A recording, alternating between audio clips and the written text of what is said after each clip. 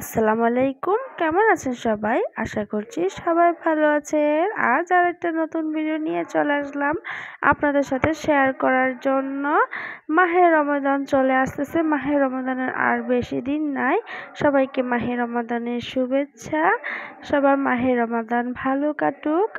আজকে আমি পাতাকপিটাকে কেটে নিব।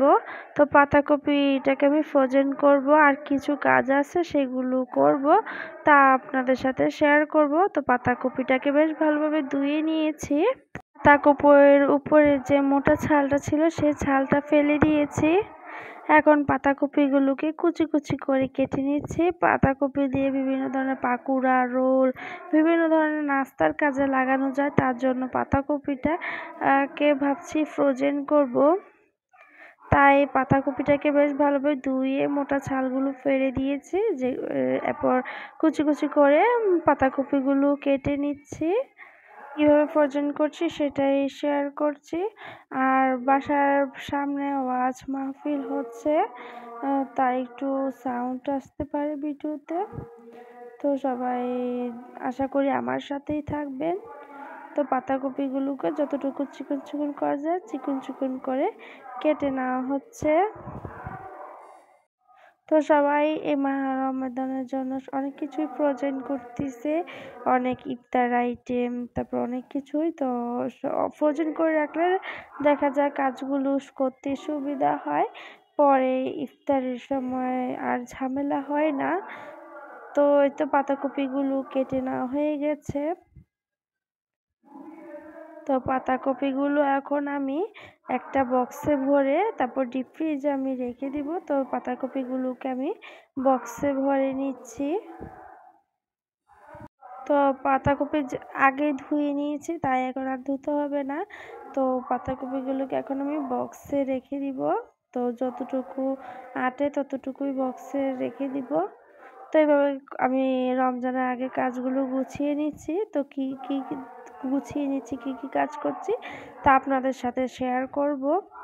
এই তো আমার হয়ে এক বক্স পাতাকপি ভরা হয়ে গেছে। এখন আরেকটা বক্স নিয়ে নিয়েছি, যেহেতু অনেকগুলো পাতাকপি।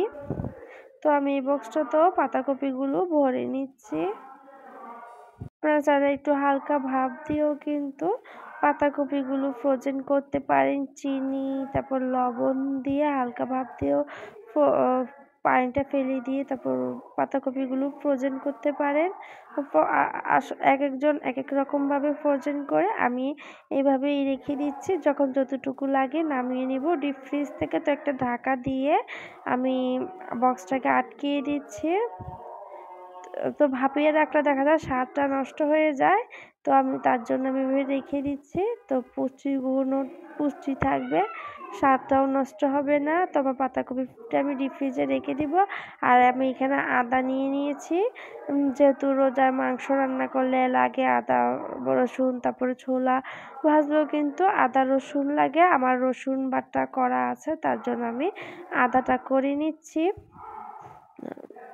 তো আদাগুলোও কিন্তু একদম বেশ নতুন, চামচ দিয়ে কিন্তু ছিঁড়ে নেওয়া যায় খুব সহজে আদাগুলোকে। এই যে চামচ দিয়ে একটু দিলেই কিন্তু চলে আসে। তো আদা বাটা করে রাখলে কাজগুলো দেখা যায় খুব সহজে হয়ে যায়। আদা রসুন বাটা করা থাকলে কাজগুলো করতে বেশ সুবিধা হয়, পরে রমজান মাসে আর ঝামেলা হয় না।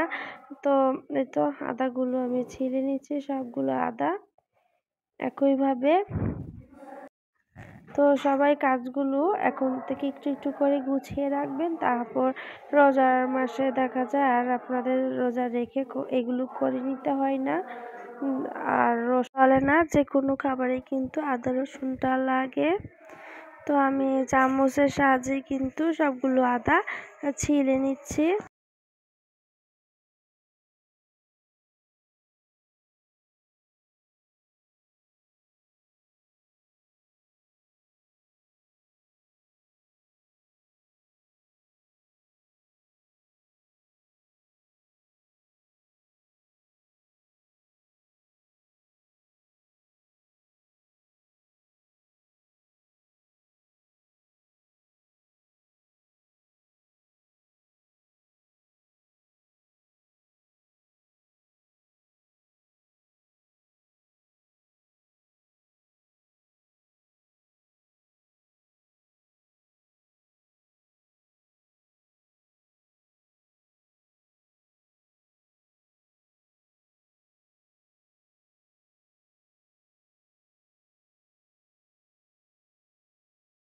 আদাগুলো ছিলানো হয়ে গেছে, তো আদাগুলোকে এখন আমি ছোট ছোট পিস করে কেটে নিব। তো আমি একটা ছুরির সাহায্যে আদাগুলোকে ছোট ছোট পিস করে কেটে নিচ্ছি। আমার আদাগুলো ছোট ছোট পিস করে নিয়েছি, আমি বেশ ভালোভাবে আদাগুলোকে ধুয়ে নিয়েছি। তো এখন এগুলো ব্লেন্ডারে দিয়ে ব্লেন্ড করে নিব। তো আদাগুলো আমি এখন ব্লেন্ডারে দিয়ে দিচ্ছি।